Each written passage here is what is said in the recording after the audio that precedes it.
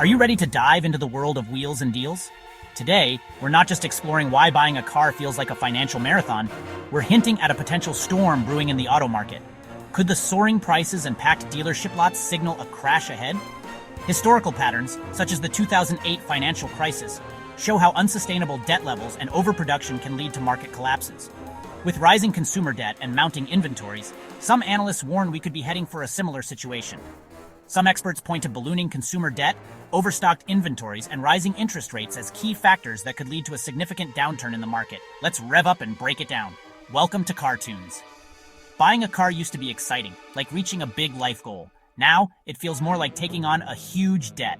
These days, the average price of a new car is $48,623. That's $10,000 more than just 5 years ago. And with interest rates going up, monthly car payments are getting harder for many families to handle. Even a small increase in interest rates can mean hundreds more dollars each year in loan payments. According to financial experts, these higher costs are making it tough for people to afford new cars. So, why are prices burning rubber to record highs?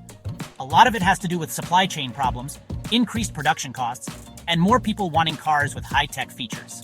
Fancy safety systems and entertainment options are in high demand, so the average price is going up. At the same time, car companies are spending more money making electric vehicles and high-tech cars, which means they're not focusing as much on cheaper options for people on a budget. And here's the kicker. Buyers now expect their cars to have advanced features like lane keeping assist and touchscreen systems. For example, models like the Toyota RAV4 and Honda Accord now come standard with features such as adaptive cruise control and lane keeping technology, showcasing how these advancements are becoming the norm. This forces car makers to spend more on parts, which makes cars even more expensive. Add to that the skyrocketing costs of microchips and batteries, and you've got a recipe for sticker shock. For those of you thinking, maybe I'll just buy used, hold on. Even used car prices have jumped by more than 30% in the past 2 years. Certified pre-owned vehicles come with some peace of mind, but often carry premium prices. It's no wonder more people are considering loans stretching out to 8 years just to make it work. The push toward greener technology is also driving up prices. Advancements like lightweight composite materials to improve fuel efficiency, lithium-ion batteries for electric vehicles, and integrated solar panels are adding significant costs to production. These technologies, while crucial for sustainability, require substantial investments that are ultimately passed on to consumers. Stricter emission standards and the global push for electrification mean automakers are spending billions to ensure their future lineups comply with evolving regulations. These costs, while necessary, are inevitably reflected in higher car prices. The ripple effects are also being felt in car insurance premiums, with insurers adjusting rates to reflect the higher costs of repairs and parts. This creates a feedback loop of rising expenses for car buyers, compounding the affordability issue. Additionally, the trend toward luxury and customization in new cars is growing. Features once reserved for high-end models like panoramic sunroofs, adaptive cruise control, and self-parking technology are now standard in mid-range vehicles. While exciting, this shift contributes to the increasing baseline cost of cars. Imagine rolling into your local dealership and seeing a parking lot overflowing with cars. Sounds great, right? But here's the twist. US dealers have 3 million vehicles in stock, the most since the pandemic, and they're struggling to sell them. Manufacturers are throwing discounts left and right, but it's not helping their bottom lines. And while deals sound like a win for buyers, economic uncertainty is keeping people cautious. For dealerships, too much inventory can mean big losses, layoffs, and more challenges. Let's talk specifics. SUVs and trucks are flying off the lot, but sedans and compact cars, not so much. If a car doesn't have the latest tech, good luck selling it. Car makers are scrambling to figure out what people want and adjusting their strategies. Some cool innovations are popping up, though. Online sales platforms and virtual showrooms are making it easier to shop from your couch. Regional marketing is becoming a big deal, too. Think bigger rebates for trucks in Texas or compact EV promotions in cities like New York. Manufacturers are also leaning into data-driven decisions, using AI to analyze consumer behavior and predict trends. AI enhances production efficiency by optimizing supply chains, minimizing waste, and ensuring that resources are allocated effectively. On the customer side, AI-driven insights enable personalized marketing and tailored purchasing experiences, which can significantly boost satisfaction and loyalty. For example, AI algorithms can help identify which vehicle models are likely to sell faster in specific regions, allowing manufacturers to optimize inventory distribution.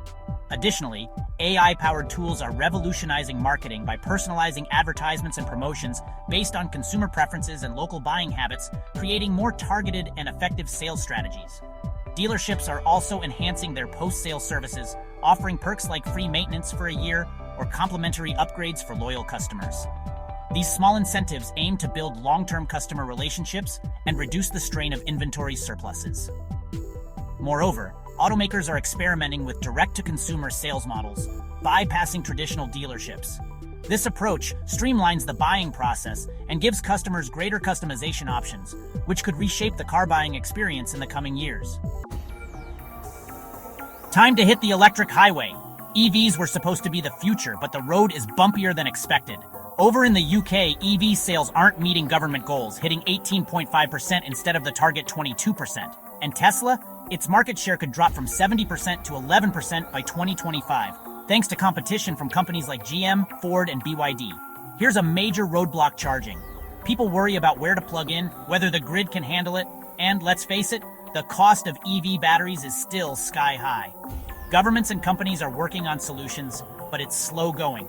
In the US, a massive $7.5 billion investment aims to build 500,000 charging stations by 2030. Meanwhile, startups like It's Electric are creating curbside chargers, and companies like GM are rolling out fast chargers. These efforts are great, but they take time to really make an impact. Battery swapping stations, already common in parts of Asia, are also gaining attention globally. In countries without established charging infrastructure, these stations could significantly accelerate EV adoption by eliminating the long wait times associated with traditional charging. For instance, they provide a practical solution in developing regions where building extensive charging networks may take years, thus bridging the gap for new EV users. In China, companies like NIO have established extensive networks of battery swap stations, with plans to expand to 4,000 stations globally by 2025. Similarly, Taiwan's Gogoro operates over 2,000 battery swapping stations, facilitating quick battery exchanges for electric scooters. These initiatives are addressing range anxiety and reducing downtime for electric vehicle users, making EV adoption more practical and appealing worldwide. What's next for the auto industry? Innovation, collaboration, and a whole lot of changes. Car makers are pushing forward with self-driving tech, better batteries, and modular designs that let you upgrade parts instead of buying new cars. Subscription services for features like navigation and self-driving are also on the horizon. Governments can help by offering more incentives and partnering with companies to build infrastructure. Together, automakers, tech companies, and governments will shape a future that balances cutting-edge tech with affordability. Want to stay in the loop on all things cars? Subscribe to Cartoons and join the ride. Together, we'll cruise through the twists and turns of the auto world.